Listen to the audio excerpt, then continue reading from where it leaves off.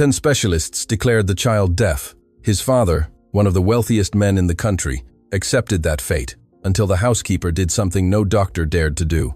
What came out of that tiny ear changed everything forever. The Sydney Harbour Medical Centre was known as a temple of medical miracles. Its white marble halls had seen presidents, celebrities, and magnates from across the continent parade through. If a cure existed, if there was hope, that place would find it. Or so they said. Marcus Dalton walked through those halls with the weight of the world on his shoulders. His shoes echoed against the polished floor as his wife, Chloe, clung to his arm, trembling. They had just left Dr. Arthur Henderson's office, the country's most renowned specialist. The diagnosis had been devastating. Profound, bilateral sensorineural deafness, Dr. Henderson had pronounced with that clinical detachment that only years of delivering bad news can create. Your son hears absolutely nothing. Not a whisper, not a shout, nothing.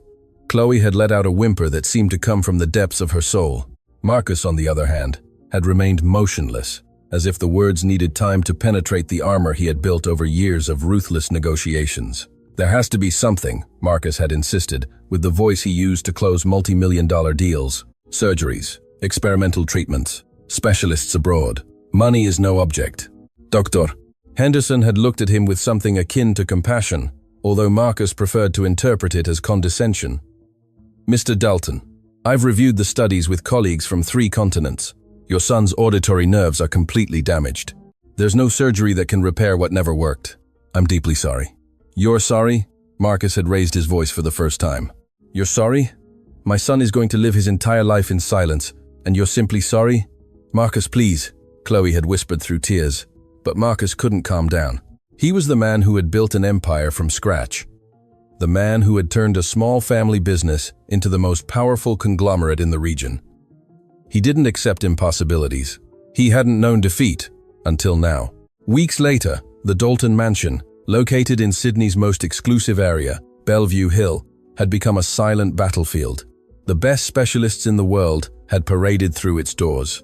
Doctors from Europe, researchers from Asia, experimental therapists from everywhere. All arrived with hope. All left with the same answer: there's nothing we can do.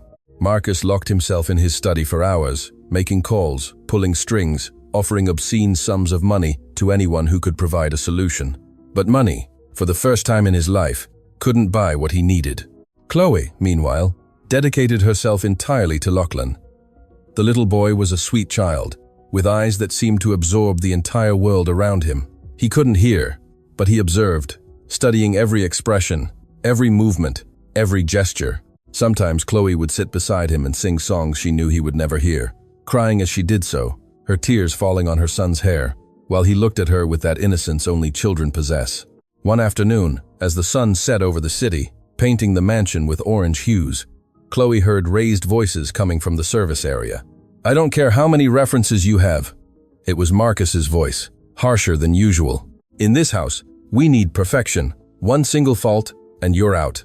Chloe peeked discreetly and saw her husband facing a woman who appeared to be little over 40. There was something about her that immediately captured Chloe's attention. It wasn't her appearance, it was her posture.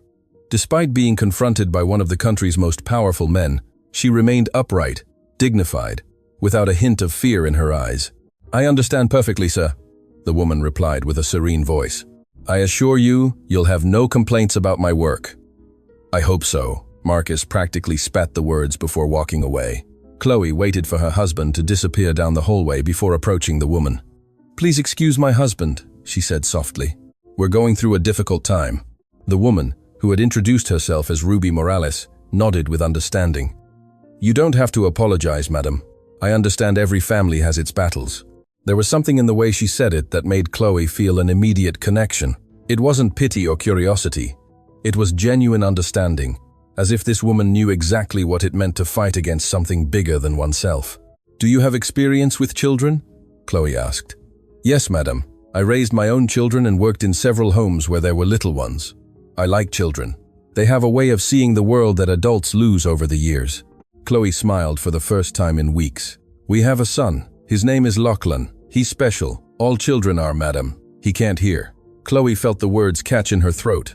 He was born deaf. The doctors say he'll never hear. Ruby remained silent for a moment, and Chloe expected to see the same expression of pity she had seen on so many faces before, but instead, she saw something different, something she couldn't identify at the time. "Sometimes doctors don't see everything there is to see," Ruby finally said. "Sometimes silence holds secrets that only attentive eyes can uncover." Chloe didn't fully understand those words, but she kept them in her heart, like someone keeps a seed without knowing what plant will grow from it. In the following days, Ruby integrated into the household routine with surprising naturalness. She cleaned, cooked, organized, everything with a silent efficiency that even the demanding Marcus had to grudgingly acknowledge. But what was most striking was her way of interacting with Lachlan. While the other staff avoided the child because they didn't know how to communicate with him, Ruby approached without fear. She sat beside him for hours, looking into his eyes, using simple gestures, playing with him in ways that didn't require words. And Lachlan, for the first time Chloe could remember, began to smile frequently. One night, Chloe woke with a strange premonition. She couldn't explain it, but something compelled her to get up and walk towards her son's room. What she found left her paralyzed in the doorway. Ruby was by Lachlan's bed, leaning over him with an expression of intense concentration. She had something small in her hand, an object Chloe couldn't identify in the dim light. "What are you doing?" Chloe's voice came out more alarmed than she intended. Ruby turned without startling, without guilt. "Madam, I need to show you something important. Get away from my son." Chloe advanced, her heart pounding uncontrollably. "Please, listen to me." Ruby raised her hands in a gesture of peace.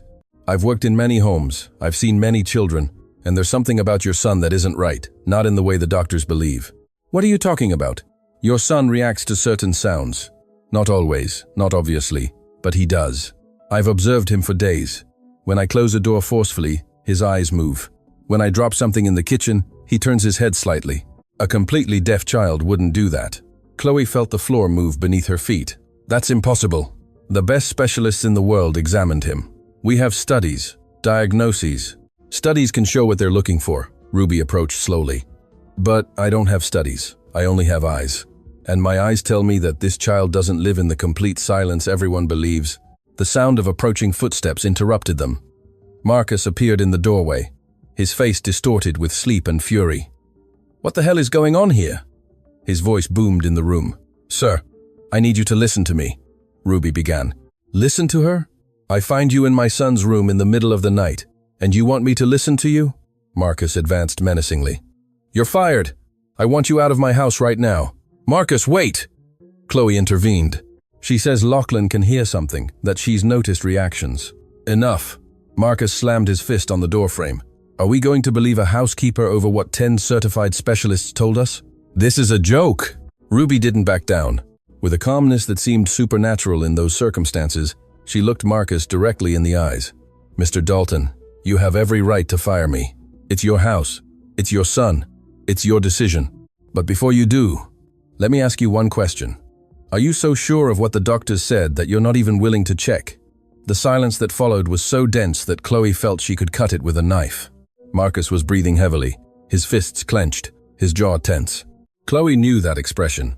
It was the expression of a man accustomed to being in control, facing something he couldn't control.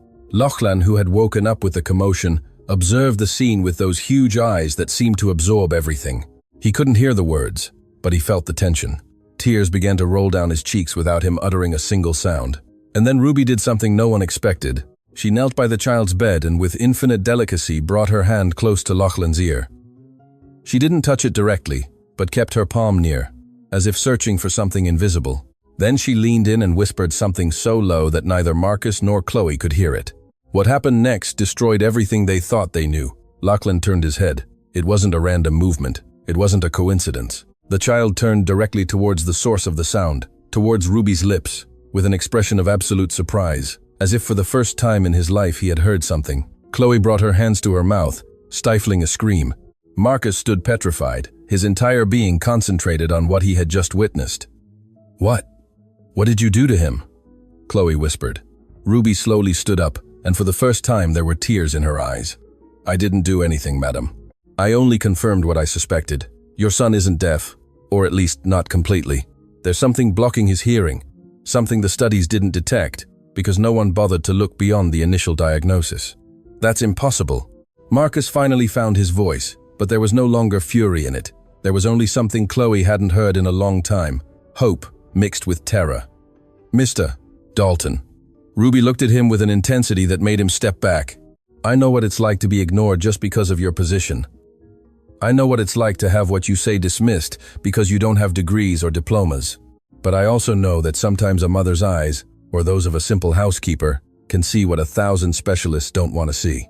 She walked towards the door, stopping at the threshold. "Tomorrow I will leave, if that's what you wish. But tonight, I beg you to look at your son, to truly look at him, and to ask yourself if you're willing to let pride steal the opportunity to hear his voice." And with those words, she disappeared into the darkness of the hallway. Marcus and Chloe remained motionless, looking at their son, who now had a different expression. An expression they hadn't seen before. An expression of someone who has just discovered that the world is bigger than he imagined. "Marcus," Chloe whispered with a trembling voice. "What if she's right? What if all this time—" She couldn't finish the sentence, but she didn't need to, because at that moment both understood that nothing would ever be the same. What they didn't know was that the truth they were about to discover would not only change their son's life, it would destroy everything they thought they knew about the people they trusted most. The night stretched like a blanket of uncertainty over the Dalton mansion. Neither Marcus nor Chloe could sleep. They remained seated on the sofa in their room, not speaking, not touching, each lost in the labyrinth of their own thoughts. When the first rays of dawn began to filter through the curtains, Marcus got up with a determination Chloe knew well. It was the same expression he had when closing impossible deals. "I'm going to talk to her," he said without looking at his wife. "Marcus, last night you wanted to fire her." "Last night I was blind," he replied in a hoarse voice. "But I saw what I saw. My son reacted. I'm not going to ignore that just because it comes from a housekeeper and not a doctor with a diploma." Chloe felt something loosen in her chest. For the first time in a long time, she saw the man she had fallen in love with, not the cold businessman that success had created. Ruby was in the kitchen when Marcus found her. She was preparing breakfast as if the night before hadn't happened, as if she hadn't challenged one of the country's most powerful men in his own home. "I need you to explain exactly what you saw." Marcus sat on a stool, something he had never done in his own kitchen. No beating around the bush, no metaphors, just facts. Ruby stopped what she was doing and turned to him. "Mr. Dalton, during the days I've been here, I've observed your son constantly. Deaf children develop a hypersensitivity to vibrations. They feel the world through other senses, but Lachlan does something different." "What?" He responds to sound. "Not always, not all sounds, but there are certain tones, certain frequencies that provoke a reaction in him. When I speak close to his left ear, his eyes move. When I sing softly while cleaning his room, he turns his head slightly. A child with profound bilateral deafness wouldn't do that." Marcus processed every word as if it were a vital contract. The doctors performed complete auditory studies, evoked potentials, audiograms, MRIs, and physically examined his ears. I mean a thorough physical examination, not just a superficial glance. The question hit Marcus with unexpected force. He tried to remember. He had been present at every consultation. He had seen dozens of studies. He had listened to endless explanations about auditory nerves and hair cells. But a thorough physical examination of his son's ears, he couldn't remember a single one. The specialists focused on the neurological diagnosis. He murmured more to himself than to Ruby. Everyone assumed the problem was in the brain or nerves, and no one looked at the most obvious. Ruby completed the sentence. "Sometimes, sir, we look so far away that we forget to look at what's right in front of our eyes." Marcus stood up abruptly. "I want you to come with me, you, me, Chloe, and Lachlan. We're going to see another doctor, one who has nothing to do with the previous ones." "What if I'm wrong?" Ruby asked softly. "What if all this is a false hope? Then I will have wasted a few hours of my time. But if you're right..." Marcus couldn't complete the sentence. The hope was too fragile to put into words. Hours later, the Dalton car stopped in front of a modest clinic on the outskirts of the city. It wasn't the kind of place Marcus frequented. There was no marble or elegant receptionists, just clean walls and a simple sign that read, "Blue Gum Audiology Clinic." "Why here?" Chloe asked, as she got out of the car with Lachlan in her arms. "Because someone an old mate recommended works here," Marcus replied. "Someone not connected to the medical circles we've already consulted." Dr. Renata Miller received them in a small but impeccably organized office. She was a middle-aged woman, with thick glasses and that kind of calm that only comes from years of experience. She showed no special reaction when Marcus introduced himself, as if the Dalton name meant nothing to her. "Tell me about your son," she said simply, sitting opposite them. Marcus began to speak, recounting the diagnoses, the specialists, the tests. But Dr. Miller gently interrupted him. "Mr. Dalton, with all due respect, I'm not interested in previous diagnoses. I want to hear about your son as a person, how he behaves, what he likes, how he interacts with the world." It was Chloe who responded, describing Lachlan with the detail only a mother can have. She spoke of his smiles, how he observed everything, his fascination with lights and movements. And then Ruby intervened. "Doctor, I've worked in the Dalton home for a short time, but I've noticed something I think is important. The child reacts to certain sounds, not obviously, but he does." "Doctor."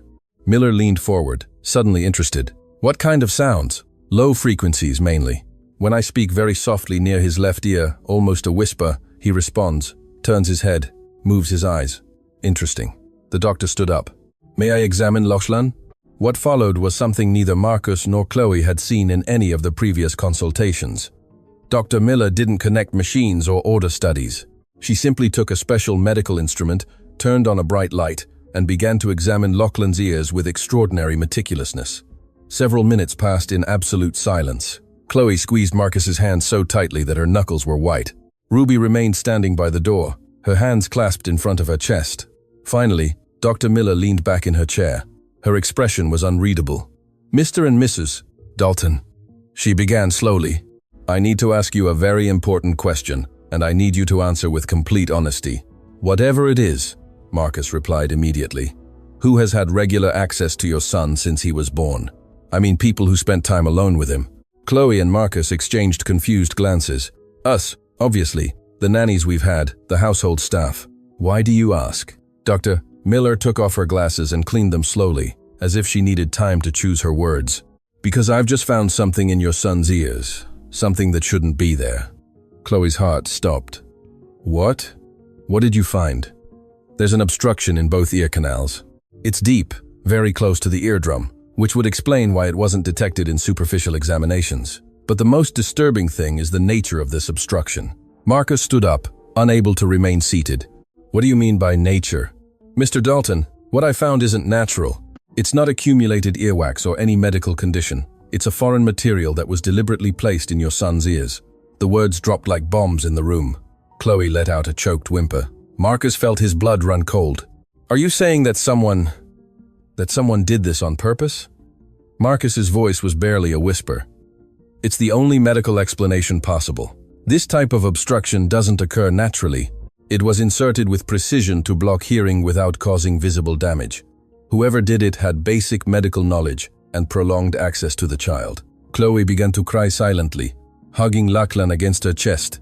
The child, oblivious to the storm raging around him, played with a button on his mother's dress. "Can you remove it?" Marcus asked, his voice trembling with contained fury. "I'll need to perform a minor procedure, but yes, I can remove the obstruction, and if my diagnosis is correct, when I do, your son will be able to hear." "Do it," Marcus ordered. "Do it now. Mr. Dalton, I understand your urgency, but I need you to understand something first. If I proceed, I'll have to report this to the authorities. What was done to your son is a serious crime. Someone intentionally harmed a child." Marcus looked at the doctor with eyes burning with determination. "Report it to whoever you have to. But first give my son his hearing back." The doctor nodded and began to prepare the procedure. As she did so, Ruby approached Chloe, who was crying inconsolably. "Madam," she said softly, "I know this is terrible, but try to focus on what's important. Your son is going to hear. All this time you thought he was trapped in silence, but the truth is, someone stole the sounds from him, and today he's going to get them back." Chloe looked up, her eyes red and swollen. "How did you know? How could you see what 10 specialists didn't?" Ruby smiled sadly. "Because I wasn't looking for a diagnosis, madam. I was just looking at a child. And when you look with your heart instead of a qualification, sometimes you see things others ignore." The procedure lasted less than they expected. Dr. Miller worked with surgical precision, carefully extracting the material that blocked Lachlan's ears. When she finished, she placed both samples in sterile containers. "This will serve as evidence," she explained. "Now comes the moment of truth." Chloe held Lachlan in her lap. Marcus stood beside them, a hand on his wife's shoulder. Ruby remained a few steps back, silent tears rolling down her cheeks. "Doctor." Miller took a small bell from her desk. "It's a soft but clear sound. If the child can hear, he'll react." She raised the bell and rang it softly. The tinkling filled the room, and Lachlan turned his head. It wasn't a doubtful or gradual movement. It was a complete, definitive turn, his eyes desperately searching for the source of that wonderful sound that had just invaded his world. Chloe let out a cry that was a mixture of weeping and laughter. "He hears! My baby hears!" Marcus fell to his knees beside them, tears streaming freely down his face. He, who hadn't cried even at his father's funeral, sobbed like a child as he watched his son discover the world of sounds. "Lachlan," he whispered. "Lachlan, can you hear me?" The child turned again, this time towards his father. His eyes widened with an expression that mixed confusion, wonder, and something that seemed like recognition, as if somehow he had always known there was something beyond the silence. "Dad." The sound came out clumsy, incomplete, but it was enough to completely break Marcus. "Yes, son," he sobbed, hugging him. "I'm Dad. I'm your dad."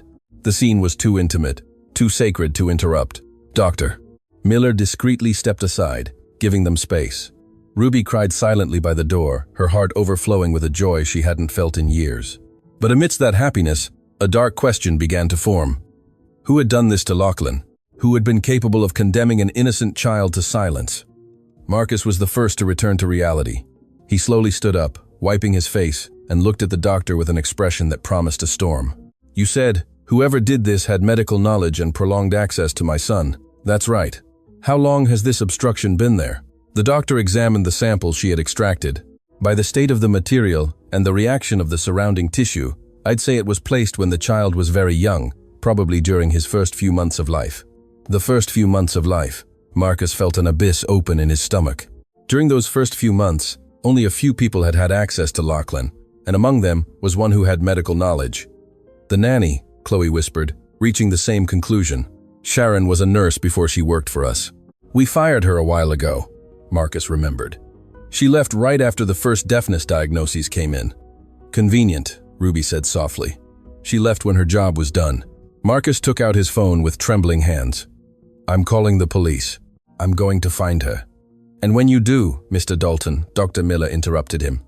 "Before you do anything, there's something else you need to consider. If this person did this, they didn't act alone. Blocking a child's hearing requires opportunity and time, but more importantly, it requires a motive. What motive could someone have for doing this to an innocent child?" Chloe asked, through tears. The question hung in the air, heavy as a sentence. And at that moment, Ruby remembered something.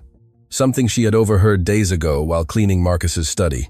A phone conversation she shouldn't have heard. A conversation about inheritances, about wills, about clauses that excluded heirs with disabilities. The color drained from her face as the pieces began to fit into a horrible puzzle. "Mr. Dalton," she said, her voice barely under control. "Who inherits your fortune if your son cannot?" Marcus looked at her, confused. "What does that have to do with it? Please, answer me." Marcus exchanged a glance with Chloe before replying. "My brother Reese. If I die and Lachlan cannot inherit for some reason, everything passes to him." The silence that followed was more terrifying than any scream, because in the eyes of all present, the same terrible suspicion began to form. The suspicion that the enemy was not a stranger. The enemy was family. The drive back to the mansion was the longest Marcus had ever experienced. He drove in silence while Chloe held Lachlan in the back seat, singing softly to him for the first time, knowing he could hear her. And the child smiled. It wasn't Lachlan's usual smile, that sweet but distant expression he had always had. This was different. His eyes sparkled with every note his mother sang. His small body swayed to the rhythm of a melody he could finally perceive. Ruby observed the scene from the passenger seat, silent tears rolling down her cheeks. There was something in the way she looked at the child that went beyond the joy of the moment. There was recognition. There was old pain mixed with present relief. "Ruby," Marcus's voice broke the silence. "I need to ask you a question, and I need you to be completely honest with me. I always have been, sir. Why did you insist so much? You arrived at my house just days ago. You could have ignored what you saw, kept your job without complications, but you risked everything for a child you barely knew. Why?" Ruby didn't answer immediately. Her gaze was lost in the landscape rushing past the window, as if searching for the right words somewhere on the horizon. "Because I know what it's like to be ignored," she finally said. I know what it's like to scream without anyone listening. What do you mean? Ruby's breathing became heavier. I had a daughter, Mr. Dalton. Her name was Lucy. She was the light of my life. The use of the past tense didn't go unnoticed by anyone in the vehicle. Chloe stopped singing. Her attention completely focused on Ruby. Lucy was born perfectly healthy. Ruby continued, her voice trembling but not breaking. But when she was a few months old, she started having problems. She wouldn't respond when I called her. She wouldn't react to sounds. The doctors at the public hospital where I took her said she was profoundly deaf. They told me there was nothing to be done. Marcus felt a shiver run down his spine. The story sounded terribly familiar. I was young, poor, uneducated. I didn't have money to seek second opinions or to question the doctors. I accepted the diagnosis because I had no other option. For years, I raised my daughter in silence. I taught her to communicate with signs, to read lips, to survive in a world that wasn't designed for her. Tears now flowed freely down Ruby's face, but her voice remained firm. When Lucy was already several years old, she fell seriously ill. An infection that became complicated. I took her to emergency, and the doctor who treated her, an older man who was about to retire, did something no other doctor had done before. He examined her ears carefully, patiently, and he found something. What did he find? Chloe asked in a whisper. Compact cotton plugs, so deep they had almost become part of her ear canal. Someone had put them there when she was a baby, someone who had access to her. The silence in the car was absolute. Not even Lachlan made a sound, as if perceiving the gravity of the moment. The doctor removed them, and my daughter heard for the first time in her life. She was already several years old. Can you imagine that? Living in silence when she could have heard all that time? Who did it? Marcus's voice was barely audible. My mother-in-law, my husband's mother. She never accepted me.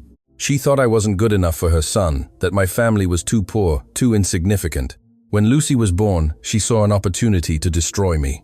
She thought that if my daughter was disabled, my husband would abandon me. The shame would be too much. That's monstrous. Chloe hugged Lachlan tighter. It is, but the worst wasn't discovering the truth. The worst was what came after. Ruby closed her eyes, and when she opened them, there was a darkness in them that spoke of wounds that had never completely healed. My daughter had spent years without hearing during the most critical stage of her development. Although she regained her hearing, the consequences were permanent. Her brain didn't develop as it should have. She had learning difficulties, communication problems. The window for normal development had closed. And your husband? What did he do when he found out the truth? The laugh that escaped Ruby was bitter like gall. He didn't believe me.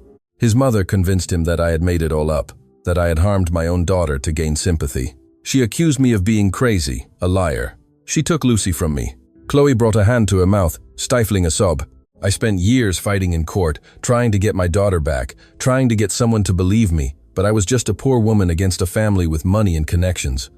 I lost everything. My daughter, my marriage, my dignity. Where is Lucy now? Marcus asked softly. The silence that followed was the most painful answer possible. She died, Ruby finally said. A few years ago, a medical complication that could have been treated if she had received proper care. But by then my ex-husband had disowned her. He left her in an institution and forgot about her existence. I had no legal rights to make decisions about her health. I could only hold her hand as she left. The car stopped. They had arrived at the mansion, but no one moved. Everyone remained still, absorbing the weight of what they had just heard. That's why I insisted with Lachlan, Ruby continued, looking directly at Marcus through the rearview mirror. Because when I saw him, when I noticed those little reactions no one else saw, I felt that God was giving me a second chance. I couldn't save my daughter in time, but I could try to save your son. Marcus turned in his seat to face Ruby. His eyes, usually cold and calculating, were filled with tears. Ruby, I treated you terribly. I humiliated you, I threatened to fire you, I questioned every word you said, and you were just trying to help my son. I don't need apologies, sir. I just needed you to listen to me. And you finally did. No, Marcus shook his head. Apologies are necessary because you were right about everything. About Lachlan, about the doctors, about looking beyond the diagnoses. You saw what no one else saw. Because you knew the pain of not being seen. Chloe got out of the car with Lachlan in her arms and approached Ruby, who had also alighted. Thank you, she said simply, hugging her with her free arm. Thank you for not giving up. Thank you for giving my son the gift of hearing. Ruby returned the hug, and at that moment, two women, from completely different worlds, connected through the universal language of shared pain and hope. But the peace of that moment was short-lived. Marcus's phone began to ring insistently. It was a number he knew well, too well. "Reese," he murmured before answering. The voice on the other end of the line was jovial, carefree, completely oblivious to the storm brewing. "Brother, I just heard the news. It's true that Lachlan can hear? That's wonderful. We have to celebrate. How about I come over tonight?" Marcus gripped the phone so tightly that his knuckles turned white. Every word from his brother now sounded different. Every friendly tone seemed to hide something sinister. "How did you find out?"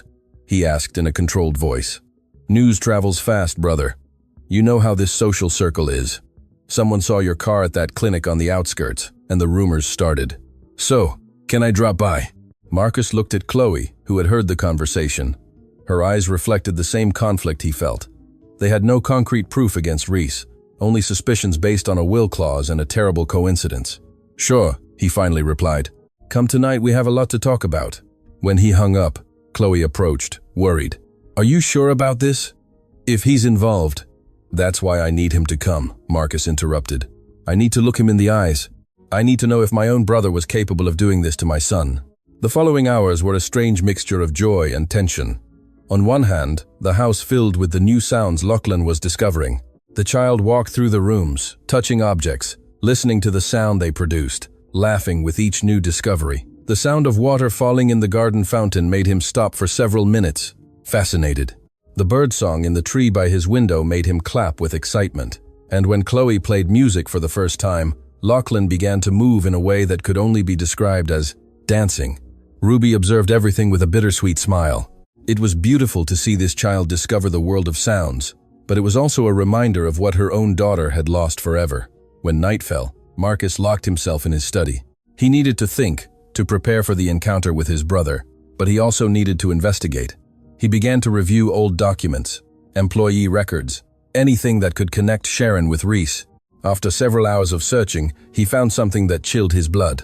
A bank transfer receipt, a considerable sum of money, transferred from an account he recognized as belonging to one of Reese's businesses to an account in the name of Sharon Paredes. The date of the transfer was just weeks after Lachlan received the first diagnosis of deafness. "What did you find?" Marcus jumped. He hadn't heard Ruby enter. "Proof," he replied in a grave voice. "My brother paid Sharon an enormous amount of money just after my son was diagnosed as deaf." Ruby approached the desk and observed the document. "This doesn't prove he ordered what was done to Lachlan. He could argue it was a payment for other services."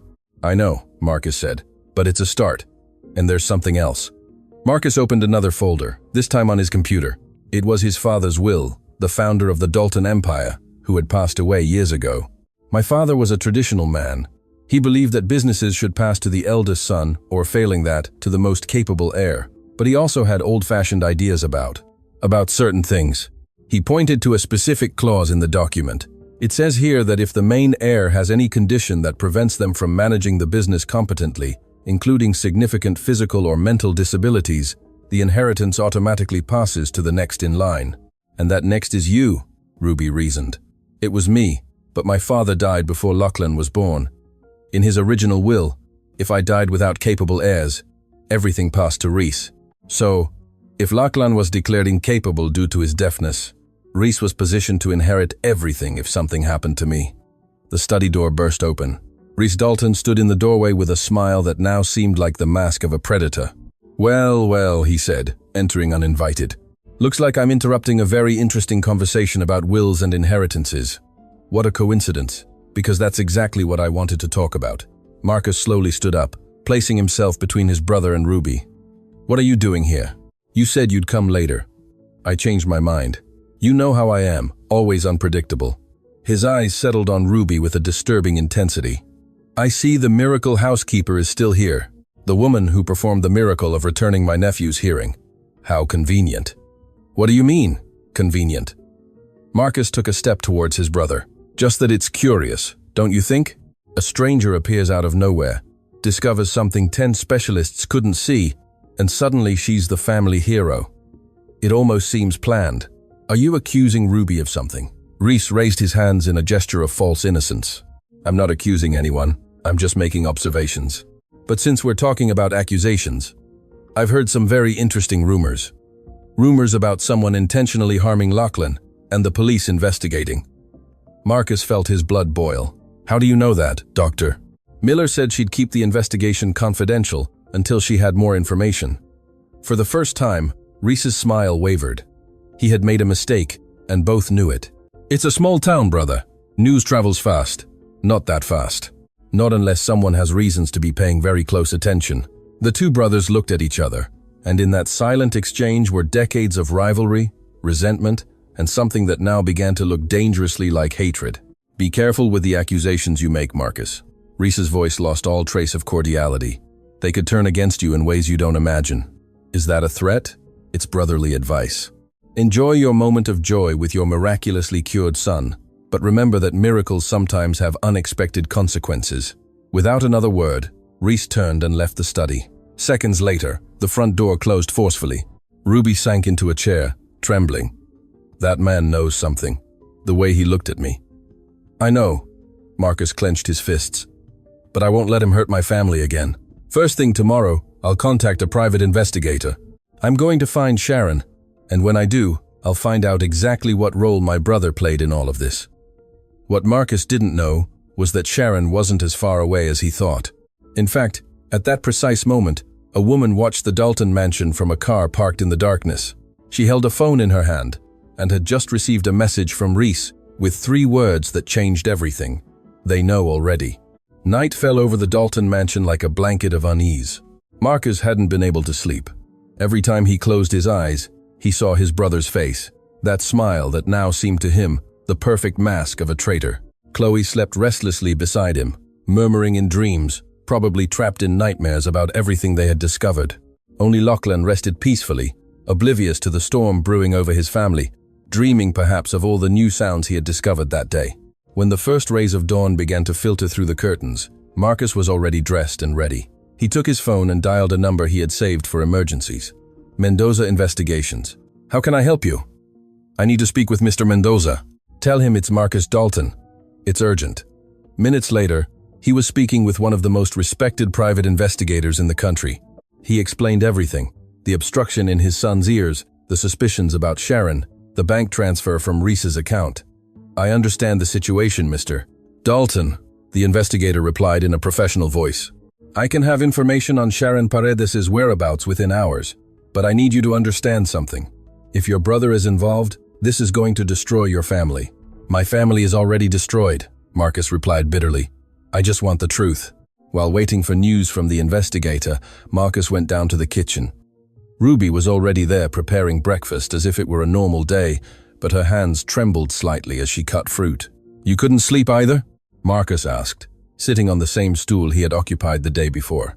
Ghosts of the past don't let you sleep, sir, and last night we invoked many.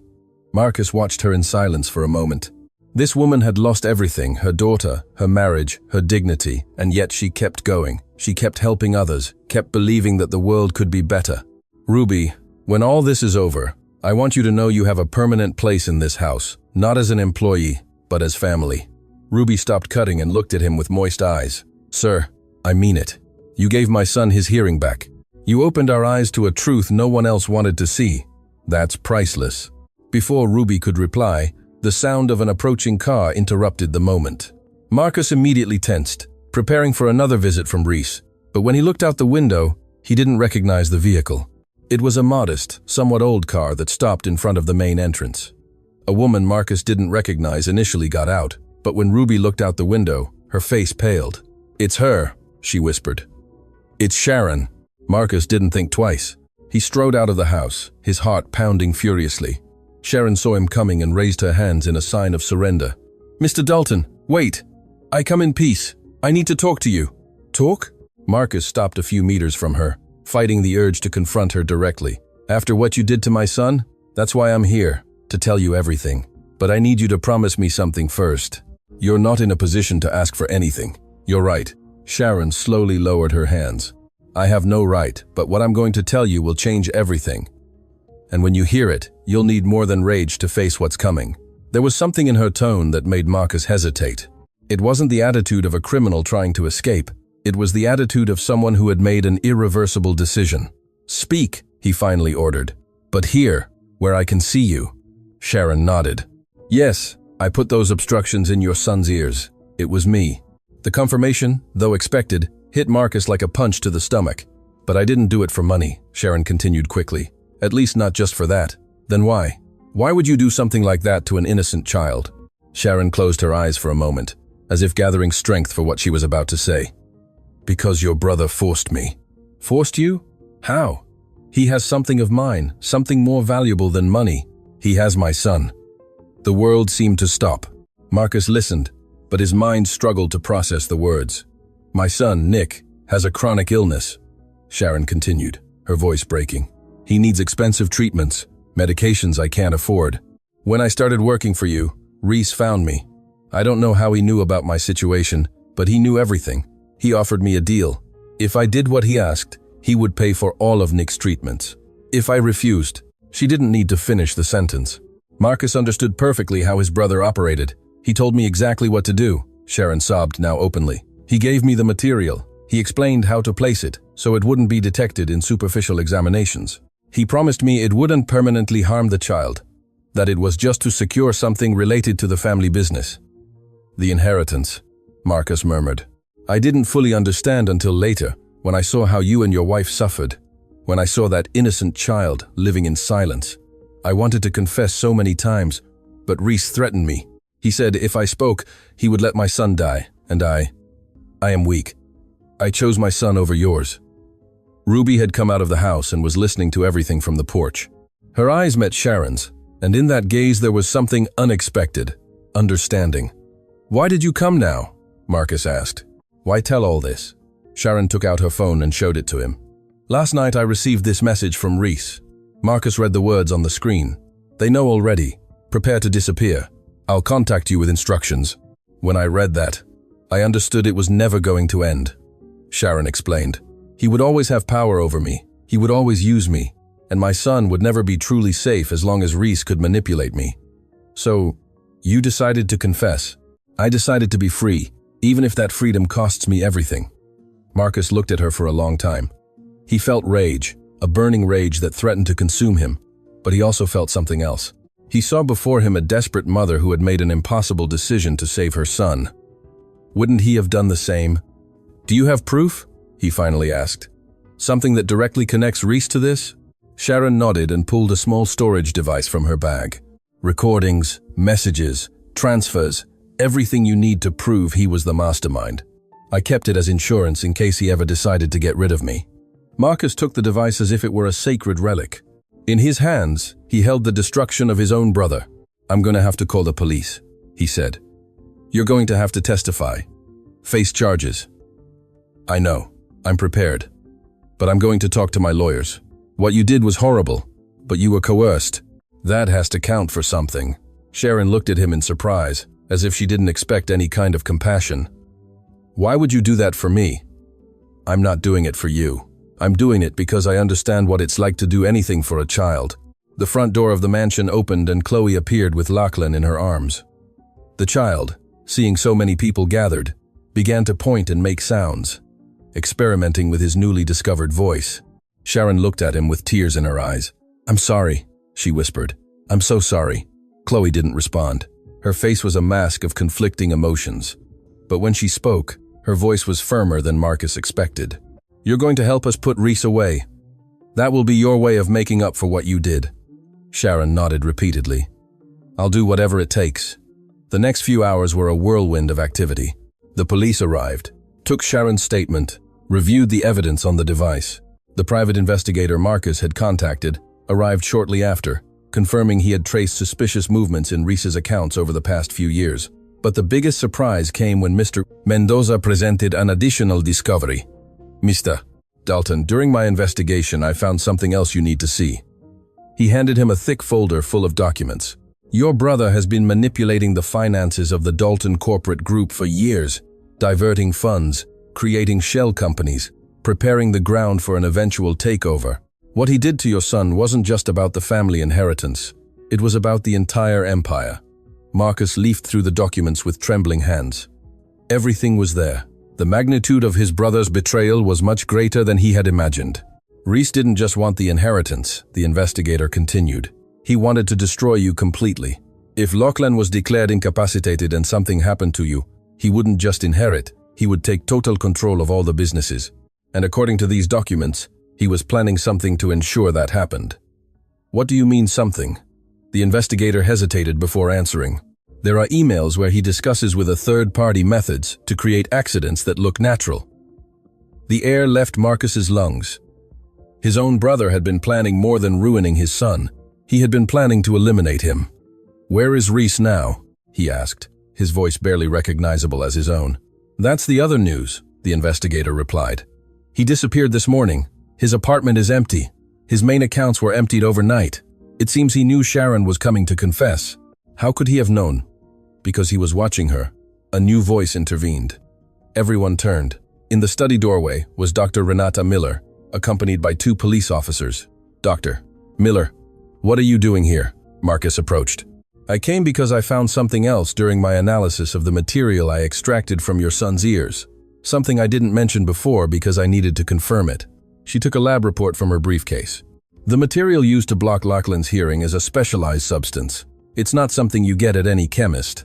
It's a medical compound manufactured in only 3 laboratories in the country, and one of those laboratories belongs to a subsidiary company of the Dalton corporate group."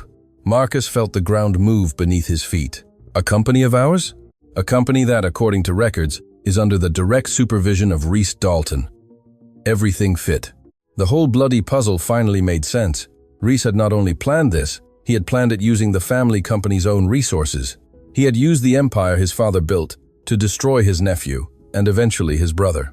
"We have enough for an international arrest warrant," one of the officers spoke. "But we need to act fast before he crosses any border." Marcus nodded mechanically. His mind was still processing the magnitude of the betrayal. It was Ruby who pulled him out of his trance, approaching with a cup of coffee he hadn't asked for. "Mr. Dalton," she said softly, "I know this is devastating.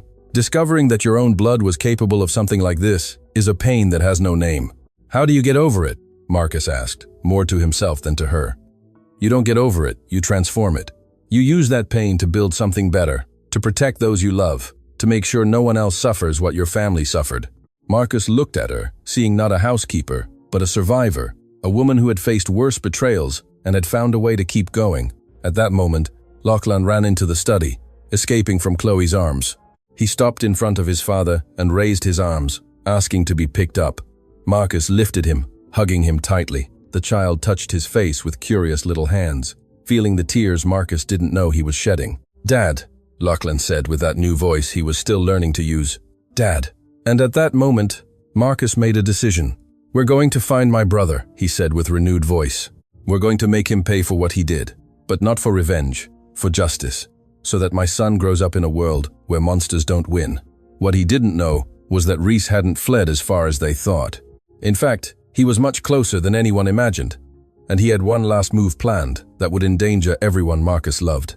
The Dalton mansion had become an operations center. Police officers came and went.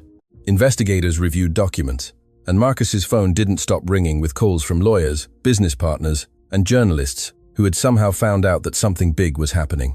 But Marcus ignored everything. His attention was completely focused on one thing: finding his brother. "Mr. Dalton," the officer in charge of the investigation approached with a serious expression. "We have a problem." "What kind of problem?"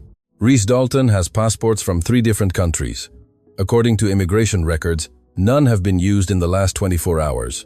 That means he's still in the country. Why is that a problem? It should be easier to find him. The problem is that if he hasn't fled, it means he still has something planned. Criminals don't stay when they can escape, unless they have unfinished business." The officer's words resonated in Marcus's mind like a warning. Unfinished business. What could be so important that Reese would risk his freedom? Ruby, who had been listening from the hallway, approached cautiously. "Sir, there's something we haven't considered. Sharon mentioned that Reese was watching her. How did he know she was coming to confess?" Marcus frowned. "I assumed he had some kind of tracker on her phone or something, but Sharon said she received Reese's message last night before deciding to come here. How could he have known what she was going to do before she even knew it herself?" The question hung in the air. Marcus looked at Ruby with new appreciation. This woman had a sharp mind that saw details others overlooked. Marcus began to connect the pieces. unless someone else is informing him. Someone inside this house. The silence that followed was interrupted by the sound of something falling on the upper floor. Everyone looked up at the ceiling. "Who's upstairs?" the officer asked. "My wife and my son," Marcus replied, already moving towards the stairs, and one of the cleaning staff went up the steps 2 at a time, her heart beating uncontrollably. When he reached the main hallway, he found Chloe standing in front of Lachlan's bedroom door with an expression of absolute terror. "Chloe, what happened?" "It was Fiona," she whispered, her voice trembling. "I found her in Lachlan's room. She was touching something in his ear, and when I asked her what she was doing, she ran off." Marcus felt his blood run cold. "Where's Lachlan?" "Here with me. He's okay, I think." "But Marcus..." Her expression was as if she knew exactly what she was doing. Fiona Walsh had worked for the Daltons for almost 3 years. She was quiet, efficient, practically invisible. The kind of person who went unnoticed because she did her job without drawing attention. The perfect kind of person to be a spy. "Close all exits," Marcus shouted to the officers coming up the stairs. "No one leaves this house until we find Fiona." The search lasted barely minutes. They found Fiona trying to escape through the service door with a small bag clutched against her chest. When she was brought to the main living room, her submissive attitude had completely disappeared. In its place was an expression of defiance Marcus had never seen in her. "What do you have in that bag?" he demanded. Fiona didn't answer. One of the officers took the bag and opened it. Inside were several items: a mobile phone she didn't normally use, several envelopes with cash, and a small vial with a substance Marcus immediately recognized. It was the same material. "Doctor," Miller had extracted from Lachlan's ears. "You were going to do it again!" Marcus felt rage growing inside him like a volcano about to erupt. "My son can barely hear. And you were going to take it away from him again?" Those were the orders. Fiona finally spoke. "Mr. Reese said that if the child regained his hearing, the whole plan would be ruined. I needed to make sure he went back to how he was before. How much did he pay you?" "Enough for a new life away from here." Chloe, who had come down with Lachlan in her arms, took a step forward. There was something in her gaze that Marcus had never seen. A maternal fury that could move mountains. 3 years, she said, her voice cutting like glass. 3 years you lived under our roof. You ate at our table. You watched my son grow, and all that time you were working to destroy him. Fiona had the decency to lower her gaze, but there was no real regret in her gesture. Only the frustration of being caught. "Take her away," the officer ordered. "Charges of attempted aggravated assault against a minor, conspiracy, and anything else we can find." As the officers led Fiona away, Ruby picked up the phone that had been confiscated from the bag. "Mr. Dalton, this phone has messages. Recent messages." Marcus took the device and began to read. What he found turned his stomach. There was a complete conversation between Fiona and Reese, but the most disturbing thing was the last message sent barely an hour before. "Distract them with the cleaner. While they're looking for her, I'll take care of what's important. The child is secondary. The real target was always someone else." Marcus read the message 3 times, trying to understand its meaning. "The real target was always someone else," he murmured. "If it wasn't Lachlan then." And then he understood. Fiona wasn't the main plan, she was a distraction. While everyone was busy looking for her and processing her capture, Reese had free hands to execute his real plan. "Where's Sharon?" he asked abruptly. Everyone looked around. The last time anyone had seen her, she was in the back garden waiting for her statements to be taken. Marcus ran to the garden with Ruby hot on his heels. What they found confirmed his worst fears. The garden was empty, but on the ground was a shattered mobile phone and marks on the grass that suggested someone had been forcibly dragged away. "He took her," Ruby whispered. "Reese took Sharon." "Why?" "She's already confessed everything. She's no longer a threat to him. But she knows more," Ruby reasoned quickly. "Sharon worked for him for a long time. She probably knows things she doesn't even realize are important, things that could sink him completely." Marcus's phone rang. Unknown number. His heart in his throat, he answered. "Hello, brother." Reese's voice sounded distant but clear. There was no nervousness in his tone, only that calculating calm Marcus now recognized as the mask of a psychopath. "Where's Sharon?" "Safe for now, but that can change depending on how you handle this conversation. What do you want?" "What I always wanted. What is rightfully mine. Our father built an empire, Marcus, and you inherited everything simply by being born first. Do you know what it's like to live your entire life being second? Always in the shadows? Our father loved you just as much as me." Reese's laugh was bitter and cold. "Our father tolerated me. You were the heir, the chosen one, the one who proudly bore his name. I was the spare, plan B, the one who only mattered if something happened to you, so you decided to make something happen to me. I decided to take what should have been mine from the beginning, but you had to go and have a child, a perfect heir who would push me even further down the line of succession. So I did what I had to do. Marcus gripped the phone so tightly he thought it would break in his hand.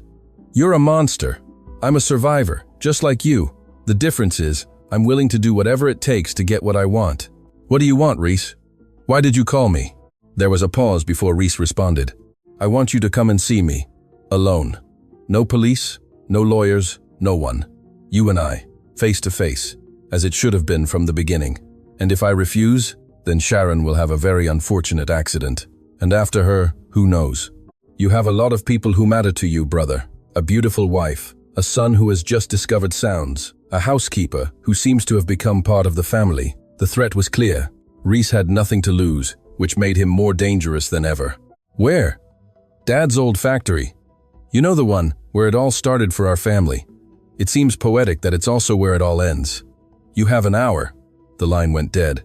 Marcus stood motionless, staring at the phone in his hand. Ruby watched him with an expression of deep concern. You can't go alone, she said. It's exactly what he wants. If I don't go, he'll hurt Sharon, and then he'll come for my family.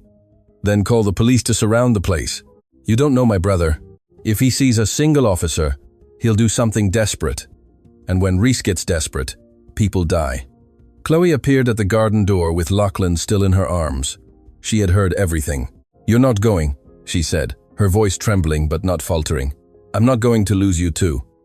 Marcus approached her and took her face in his hands. The woman he loved, the mother of his son, the person who had been by his side in the worst moments. I have to end this, Chloe. For us, for Lachlan, for all the people Reese has hurt. Then you won't go alone. The voice wasn't Chloe's, it was Ruby's. Marcus turned to her, confused. Madam, you can't. I can and I will, Ruby interrupted, with a firmness that allowed no argument. That man destroyed the hearing of an innocent child for money and power. If you go alone, he has all the advantages. But if I go with you, at least you'll have an extra pair of eyes. Ruby, this is dangerous. Reese has no limits. Mr. Dalton, I lost my daughter for not acting when I should have. I spent years being cowardly, letting others make decisions for me. I'm not going to make the same mistake again. Her eyes shone with something Marcus recognized. The determination of someone who has hit rock bottom and decided to get up. Besides, she added with a shadow of a smile, powerful people like your brother always underestimate people like me. They see us as invisible, as nobodies, and that can be an advantage. Marcus looked at her for a long moment. This woman who had arrived at his house as a simple housekeeper had become something completely different, an ally, a silent warrior. All right, he finally said. But we'll do this my way, no unnecessary risks. He turned to Chloe. Call the officer in charge, tell him everything. Tell him we're going to the old textile factory on the outskirts of the city. If we don't hear from them in 2 hours, tell them to go in with everything. Chloe nodded, tears rolling down her cheeks. Come back to me, she whispered. Promise me you'll come back. Marcus kissed her gently, and then kissed Lachlan's forehead, who looked at him with those enormous eyes that now shone with the knowledge of a world full of sounds. Hey, Dad, the child said, extending his little arms. Dad's coming back, Marcus whispered. I promise you. As he walked to his car with Ruby by his side, Marcus couldn't help but think of the irony of the situation. He had spent his entire life building an empire, accumulating power and wealth. And now all that mattered was a child who was just beginning to hear, and a promise he wasn't sure he could keep. What he didn't know was that Reese had also made promises. Dark promises that involved family secrets Marcus didn't even know about. Secrets that would forever change his understanding of who his brother really was and who his father had really been. The old Dalton textile factory stood like a sleeping giant on the outskirts of the city. Its red brick walls, blackened by decades of abandonment, held the ghosts of a time when the Dalton name was just beginning to mean something. Marcus stopped the car 100 meters from the main entrance.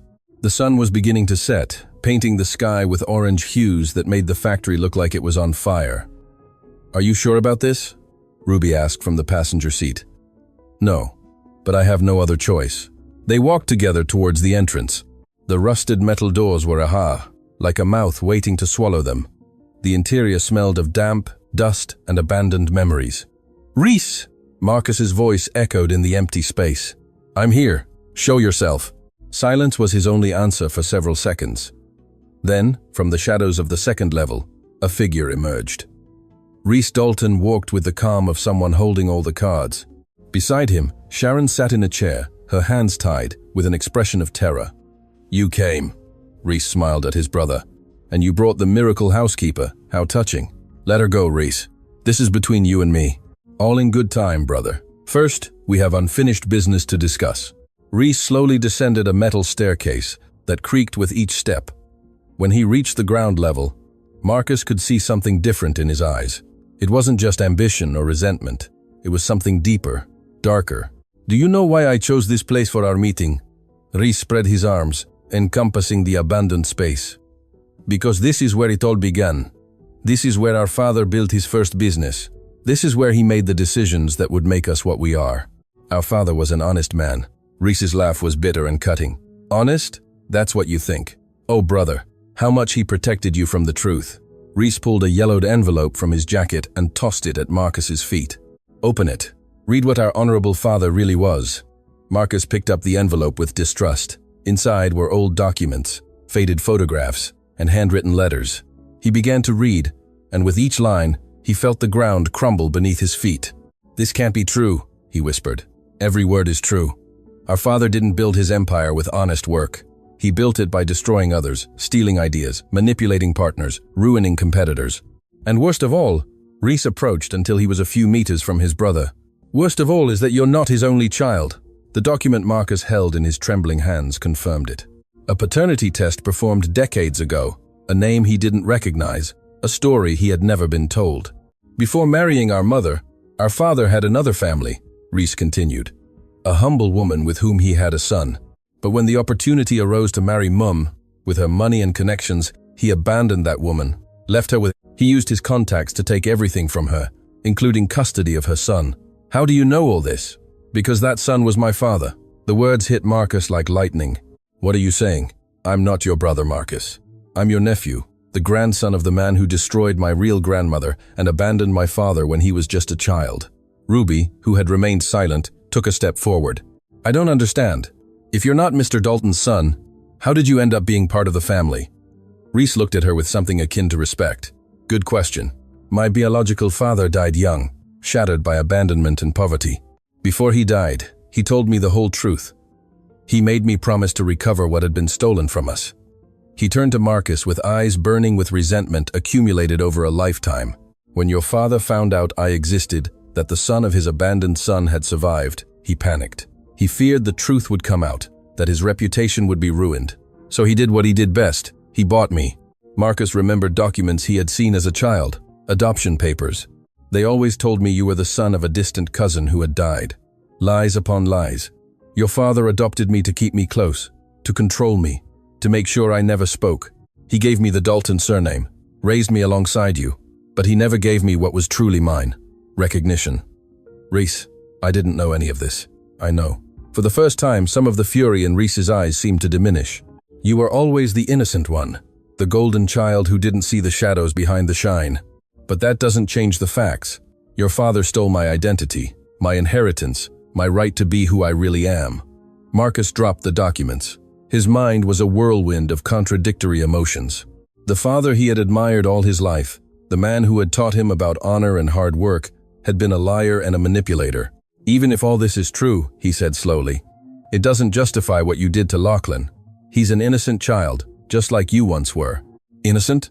Rhys let out a bitter laugh. "Your son was born with everything I was denied. Unconditional love, financial security, a bright future. All while I grew up knowing I was living a lie, that every smile from your father towards me was false. So your revenge was against my father, not against my son. My revenge was against your father's legacy, against everything he built on the ashes of my family. If your son was declared incapacitated, the empire your father protected so fiercely would eventually pass to me, and I would have destroyed it, brick by brick, dollar by dollar, until nothing was left." Ruby took another step forward, placing herself beside Marcus. "Mr. Rhys, I can understand your pain. I also lost everything because of people who thought they could decide over the lives of others. But there's something you don't understand." "And what's that, Mrs. Housekeeper?" That pain doesn't give you the right to create more pain, that the injustice you suffered doesn't justify the injustice you caused. You had reasons to be angry with Marcus's father, but that man is dead, and instead of seeking peace, you decided to destroy a child who had no fault. Reese looked at her with an inscrutable expression. You know nothing about me. I know you lost your father very young. I know what it's like to grow up with an emptiness in your chest that nothing can fill. I know what it's like to feel that the world owes you something you can never collect. Ruby took another step. Now she was only meters from Reese. But I also know that hatred is a poison you drink, hoping the other person dies. You've spent your entire life poisoning yourself. And what have you achieved? You're alone, a fugitive, about to lose everything. Meanwhile, the man you hated so much rests peacefully in his grave. Shut up, Reese's voice broke slightly. No, because someone has to tell you the truth. You're not a villain by nature. You're a hurt man who chose the wrong path, but you can still choose differently. It's too late for that. It's never too late. I also thought it was. I lost my daughter, I lost my marriage, I lost everything that mattered to me, but I kept going. And when I saw Lachlan, I saw an opportunity to do something good after years of feeling useless. Ruby extended her hand towards Reese in a gesture that surprised everyone. Let Sharon go. Turn yourself in to the authorities. Tell your story, the true one. Let the world know what Marcus's father did. That will do more damage to his memory than any revenge against an innocent child. Reese looked at the extended hand as if it were a strange object. His face was a battlefield of emotions he had repressed for decades. And then what? Spend the rest of my life in prison? Spend the rest of your life in peace, Ruby replied softly, knowing you finally let go of the weight you've carried since childhood, knowing you chose to be better than the man who abandoned you, and better than the man who bought you. The silence that followed was the longest Marcus had ever experienced. He could see the internal struggle on Reese's face, the decades of resentment clashing against something that seemed to have been awakened by Ruby's words. Finally, Reese's shoulders dropped. All the tension, all the rage, seemed to leave his body at once. My biological father told me something before he died, he whispered. He told me that the worst punishment for those who harm us is to live well despite them. I didn't listen. I chose hatred because it was easier than forgiveness. He walked slowly towards Sharon and began to untie her hands. I'm sorry, he said, looking at her. I used you just as I was used. You're no different from my grandmother, another victim of this family's secrets. Sharon, with tears in her eyes, just nodded. There were no words that could express what she felt at that moment. Rhys turned to Marcus. I don't expect your forgiveness. I don't deserve it, but I want you to know that I never hated you. I hated what you represented, the life I could have had if our father had been a different man. Rhys, let me finish. There's a safe in my apartment. The code is my biological father's date of birth. Inside you'll find everything. Every document that proves what our father did. Every secret he kept. Do what you want with it. But the world deserves to know the truth. Outside, the sound of sirens began to be heard in the distance. Chloe had kept her word to call the police. I guess it's time, Rhys tried to smile, but only managed a sad grimace. 30 years planning revenge, and it all ends in an abandoned factory with a housekeeper giving me life lessons. Ruby approached him one last time. It doesn't end here, sir. This is just the beginning of a different life, one where you can choose who you want to be, not who pain forced you to become. Rhys looked at her for a long moment. How do you do it? How can you have so much faith in someone like me? Because someone had faith in me when I didn't, and that saved my life. The lights of the police vehicles began to illuminate the interior of the factory. Officers entered with drawn weapons, but stopped when they saw the scene. Rhys on his knees, hands raised, offering no resistance. As they handcuffed him, Rhys looked at Marcus one last time. Look after your son. Give him the love I never received. Break the cycle, brother, or nephew, or whatever we are. Marcus nodded, unable to speak. The tears he had held back throughout the confrontation finally began to fall. When Rhys was led away, Sharon approached Marcus with trembling steps. Mr. Dalton, there's something else you need to know. Something Rhys didn't mention. What? Before you arrived, Sharon continued, he told me why he chose this specific moment to act against your son. It wasn't just for the inheritance. Then why? Sharon took a deep breath before continuing. Because he recently discovered he's sick, very sick. The doctors gave him little time. He knew that if he didn't act now, he would die without having completed his revenge. The revelation hit Marcus like an unexpected wave. The man who had just been arrested, the man who had planned to destroy his family, was dying. And at that moment, despite everything Reese had done, Marcus felt something he didn't expect to feel: compassion. Because Reese wasn't a monster. He was a wounded child who never healed. A man who carried the weight of secrets that weren't his. Another victim of the selfishness of a father they had both loved without truly knowing. Ruby approached and placed a hand on Marcus's shoulder. "Let's go home, sir. Your family is waiting." Yes, his family. A wife who loved him unconditionally, a son who had just discovered the miracle of sound, and a woman who had arrived as an employee and had become something much more important. As he walked towards the factory exit, Marcus knew that nothing would ever be the same. But for the first time in a long time, that didn't scare him, because he had learned something crucial that night: that families are not defined by the blood we share, but by the love we choose to give. And he would always choose love. Dawn painted the sky with rosy hues when Marcus finally arrived home. He had spent hours at the police station giving statements, signing documents, processing everything he had discovered about his father and about the man he had called brother all his life. But none of that mattered now. The only thing that mattered was the image that greeted him when he opened the door to his home. Chloe was asleep on the living room sofa, with Lachlan curled up in her lap. The television was still on, volume low, probably left on for the child to continue experimenting with sounds while they waited. Marcus knelt beside them, observing his son's peaceful face. This small being who had lived in silence, who had been a victim of others' ambition and resentment, now slept soundly, oblivious to the storms that had shaken his family. "You're home." Chloe's voice was barely a whisper. "I promised I'd come back." She opened her eyes fully and, without letting go of Lachlan, reached out a hand to her husband's face. Her fingers traced the lines of tiredness, the traces of dry tears. "It's over. It's over." Chloe closed her eyes with relief. Tears began to fall silently as she held her son with one hand and her husband with the other. "You were right," Marcus whispered. "About everything. My father wasn't who I thought, and Reese was another victim of his lies. What's going to happen to him? He's going to prison, but he's also sick, very sick. He probably doesn't have much time left." Chloe opened her eyes, surprised. "And how do you feel about that?" Marcus took a moment to respond. How did he feel? It was a question with no simple answer. "Sad," he finally said. "Sad, because all of this could have been avoided if my father had been a different man, if he had faced his mistakes instead of hiding them. Reese grew up hating a ghost, and that hatred consumed him." Lachlan stirred in Chloe's lap, slowly waking. When his eyes met his father's, a smile lit up his face. "Dad," he said with that new voice he was still learning to use. Dad came back. Marcus took his son in his arms, hugging him with a strength that contained all the love, all the relief, all the gratitude he felt. "Yes, my love. Dad came back, and he's never going away again." Weeks later, life at the Dalton mansion had changed in ways no one could have predicted.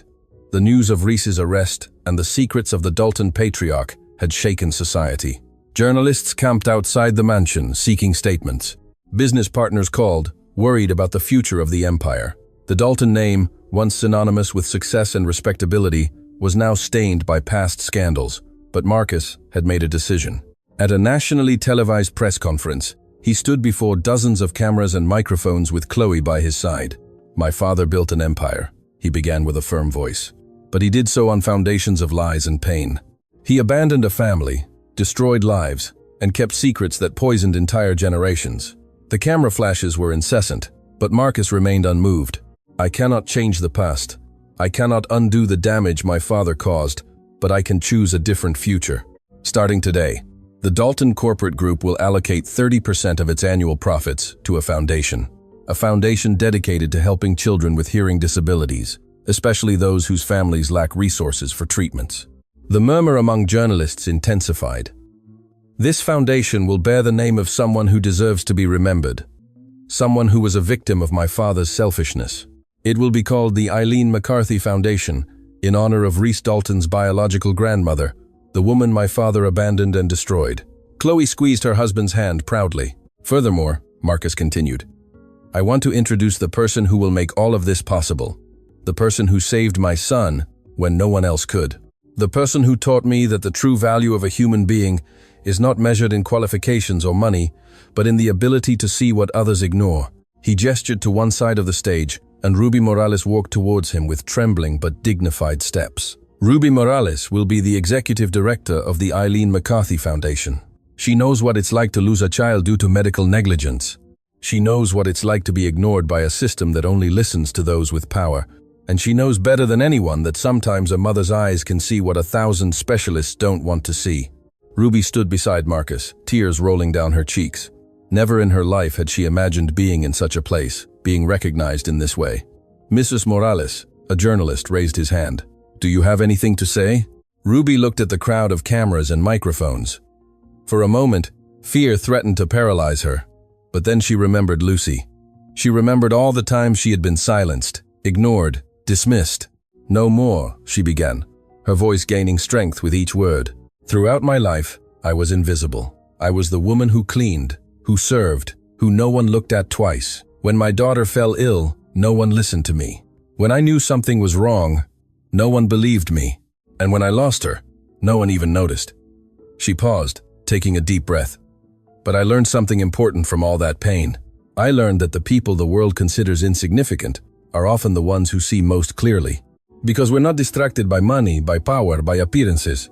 We just see what matters. People." She looked directly at the cameras. To all the mothers listening to this, to all the fathers, to all who ever felt their voice didn't matter. You matter. Your instincts matter. If you feel something is wrong with your children, don't give up. Don't let anyone tell you you're wrong just because you don't have a degree. A parent's love is the most accurate diagnosis there is. The applause that followed was deafening. Sometime later, a very special party was held in the garden of the Dalton mansion. It wasn't a business party or a charity gala. It was something much more important, the celebration of Lachlan's first year of hearing. The garden was decorated with balloons and flowers. Soft music played from the speakers, music Lachlan could now fully enjoy. Children from the foundation ran and played alongside him, all sharing the joy of a world full of sounds. Dr. Renata Miller was present, proudly watching Lachlan interact with other children. "His progress is extraordinary," she told Chloe. "In just 1 year, he has reached milestones that normally take much longer. He's an incredibly resilient child. He has good teachers." Chloe looked to where Ruby was playing with a group of little ones, teaching them songs with gestures and words. Sharon was also present. After collaborating fully with the authorities, her sentence had been significantly reduced. Marcus had kept his promise to help her, and she now worked for the foundation, using her medical experience to help other children. Her son, Nick, thanks to the treatments the foundation now covered, was improving every day. The guilt Sharon carried would never completely disappear, but she had found a way to transform it into something positive.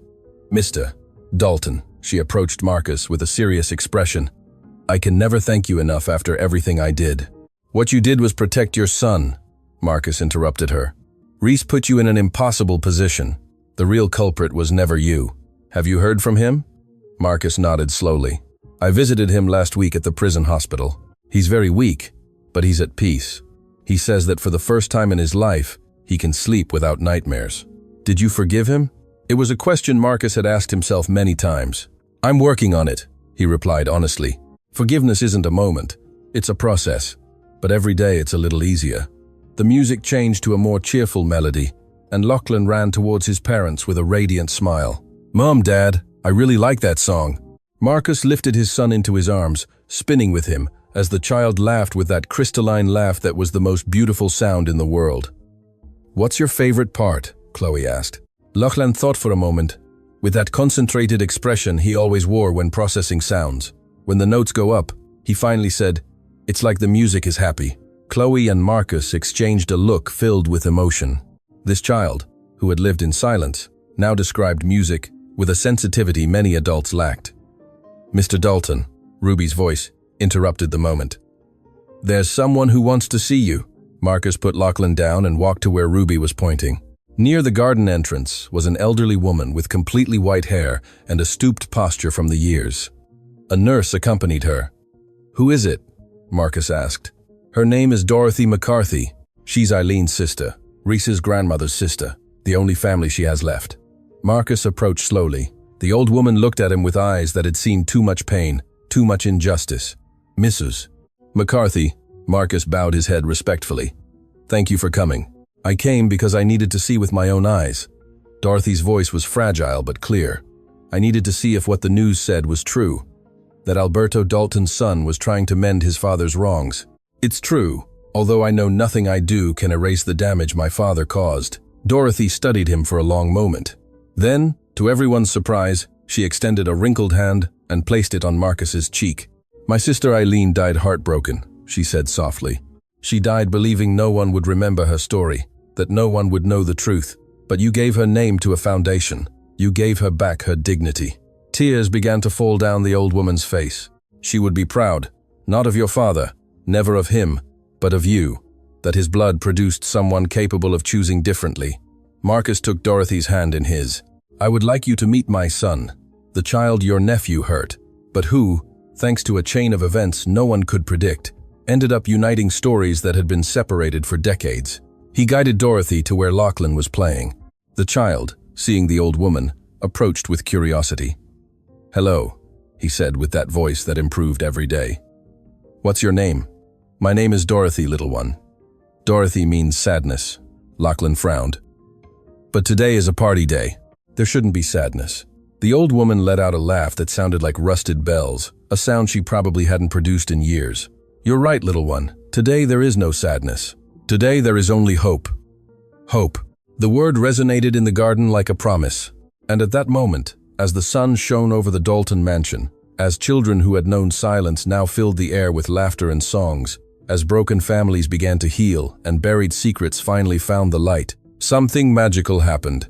Lachlan took Dorothy's hand with one and Ruby's with the other. Then he looked at his parents and smiled. "Can you hear that?" he asked.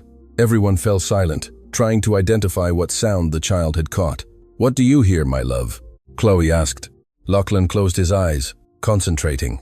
The wind in the trees, the birds singing, the music, the laughter, the hearts. He opened his eyes, bright with joy. "I hear everything, and it's beautiful." Chloe burst into tears, hugging her son.